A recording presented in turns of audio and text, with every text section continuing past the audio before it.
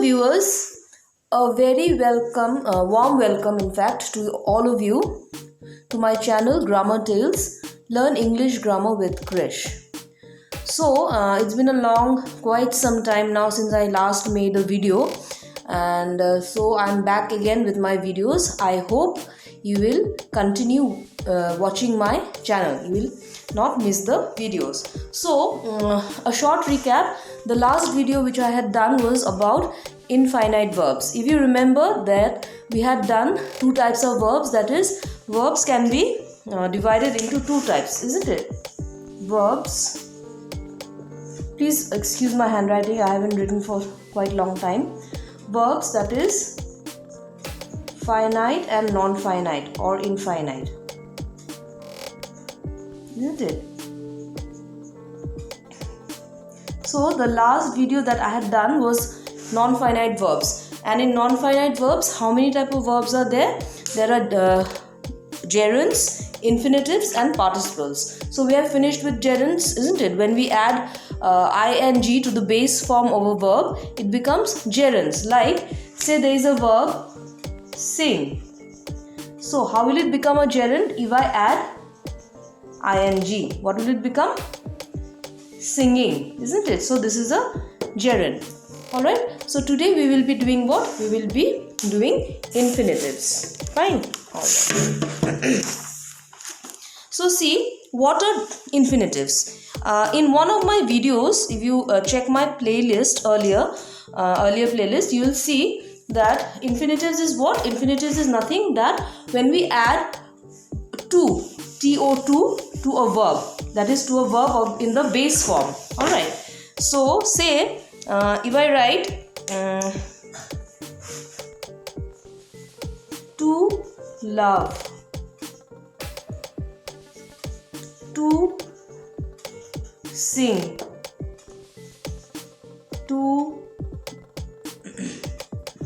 dance. So these are what? These are called what? Infinitives. When I am adding 2 plus V1. What is V1?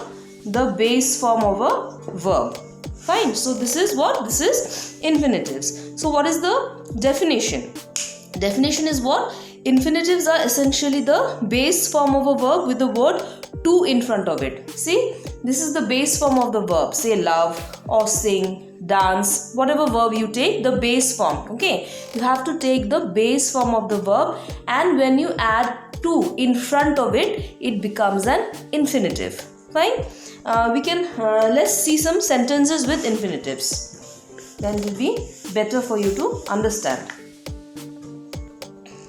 Some examples.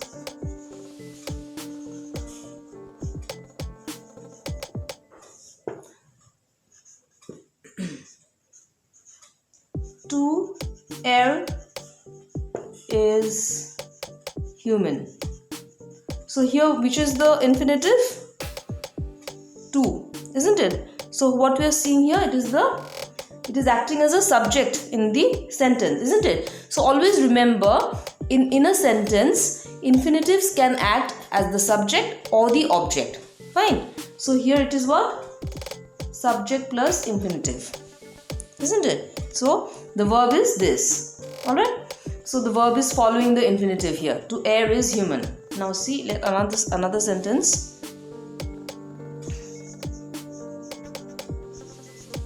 Birds love to sing. So where is the infinitive here? Here it has become the object, isn't it?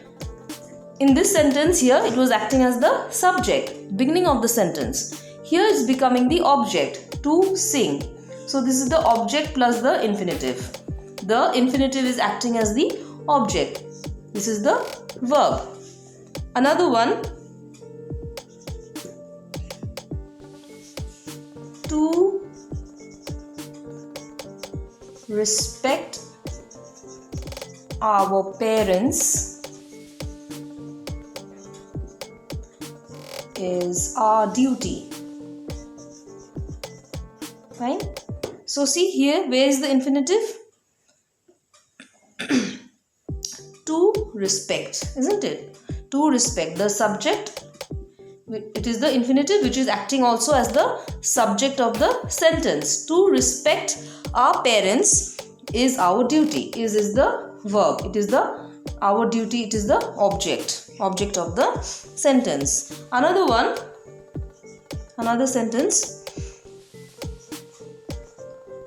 He refused to obey the rules. So here the object, the infinitive is to obey. Alright, this is the infinitive. He is the subject and rule is the object. So see here, he refused to obey the rules. Now, as I have told you before we did this examples, what are infinitives? When we use the base form of the verb with to in front, isn't it? 2 plus V1. So what is this? This is the infinitives. Fine. So I hope this much is clear. Fine. All right.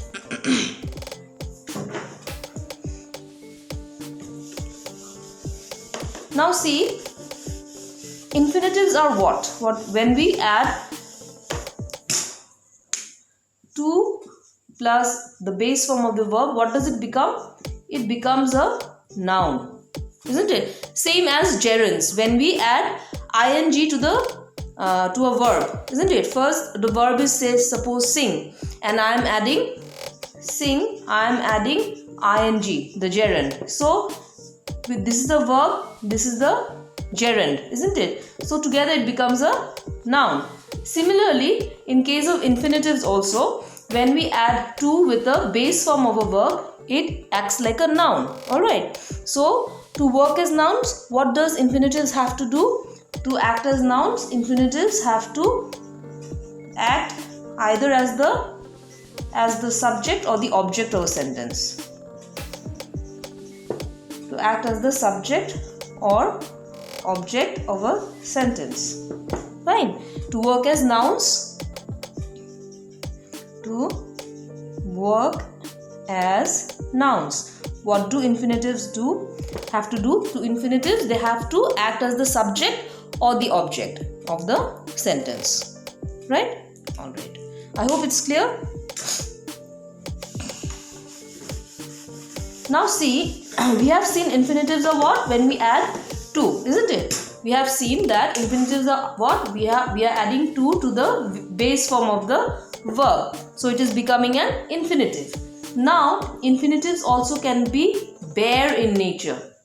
Alright, what are bare infinitives? Bare infinitives. This is the what? This is the infinitive when we are adding the to. Alright, to the base form of the verb. Now, what are bare infinitives? When we do not use to. Without to. This is called what? This is called bare infinitive. Fine. So an infinitive can be a to infinitive. This is what? This is a to infinitive. Or it can be a bare infinitive. That is when we are not using the word to. Fine.